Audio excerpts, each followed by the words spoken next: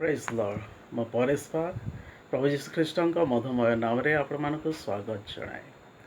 ବିଗତ ଦିନରେ ସ୍ୱାମୀ ନିଶ୍ଚଲାନନ୍ଦ ସରସ୍ୱତୀ ଯିଏକି ଗୋବର୍ଦ୍ଧନ ପୀଠର ଶଙ୍କରାଚାର୍ଯ୍ୟ, ସେ ଯୀଶୁଖ୍ରୀଷ୍ଟଙ୍କ ଜୀବନୀକୁ ନେଇକି ମନ୍ତବ୍ୟ ଦେଇଅଛନ୍ତି।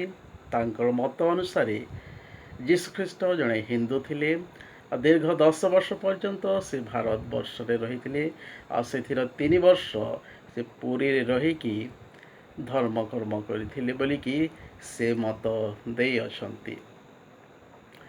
ଆଉ ବାଇବେଲରେ ବି ଆମେ ଦେଖୁ ଯୀଶୁଙ୍କର 12 ବର୍ଷରୁ 30 ବର୍ଷ ମଧ୍ୟରେ ଯେଉଁ 18 ବର୍ଷ ପର୍ଯ୍ୟନ୍ତ ସେ କ'ଣ କରିଥିଲେ, କେଉଁଠି ଥିଲେ, ସେ ବିଷୟରେ ବିଶେଷ ଲେଖାଯାଇ ନାହିଁ। କିନ୍ତୁ ତଥାପି ବାଇବେଲ ଆମମାନଙ୍କୁ ତାଙ୍କ ଜୀବନୀ ବିଷୟରେ ଅନେକ କିଛି କହିଥାଏ।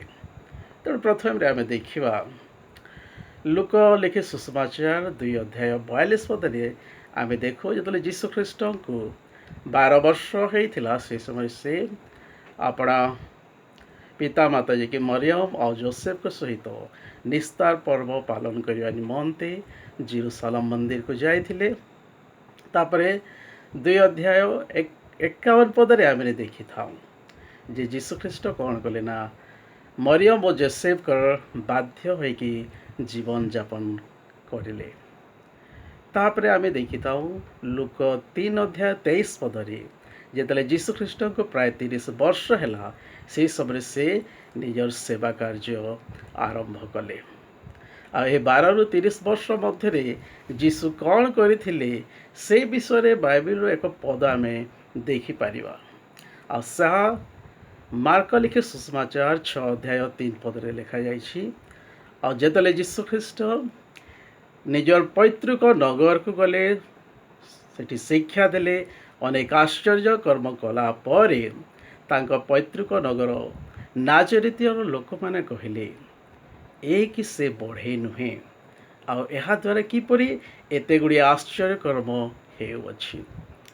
ପ୍ରିୟମାନେ, ତାଙ୍କ ନିଜ ପୈତୃକ ଲୋକମାନେ ତାଙ୍କୁ ଏକ ବଢ଼େଇ ଭାବରେ ଦେଖୁଥିଲେ। ତେଣୁ ଆମେ ଜାଣିପାରୁ ଯେ ଯୀଶୁଖ୍ରୀଷ୍ଟ ଏହି ଦିନମାନଙ୍କରେ କ'ଣ କରୁଥିଲେ।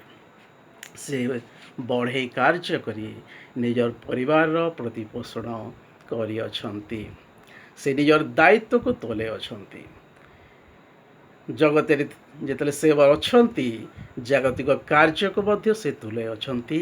ସେ ଏପରି ନିଜ ସମୟକୁ ଅପଚୟ କରିନାହାନ୍ତି, ଅଯଥାରେ ସେ କ୍ଷୟ କରିନାହାନ୍ତି। ତେଣୁ ସେ ଯେଉଁ ମହାନ କାର୍ଯ୍ୟ କରିଅଛନ୍ତି, ତାହା ଆମେ ଜାଣି ରଖିବା ଆବଶ୍ୟକ। ତେଣୁ ବାଇବେଲ ଆମକୁ ସ୍ପଷ୍ଟ କହେ ଯେ ସେ ବଢ଼େଇ କାର୍ଯ୍ୟ ମଧ୍ୟ କରିକି ଆପଣା ପରିବାରର ପ୍ରତିପୋଷଣ କରିଅଛନ୍ତି। ତେଣୁକରି ଯେତେବେଳେ ଯୀଶୁଖ୍ରୀଷ୍ଟଙ୍କୁ କ୍ରୁଶାର୍ପିତ କରାଗଲା, ସେ କ୍ରୁଶରେ ଥିଲା ସମୟରେ ମଧ୍ୟ ଆପଣା ଦାୟିତ୍ୱକୁ ଭୁଲି ନଥିଲେ।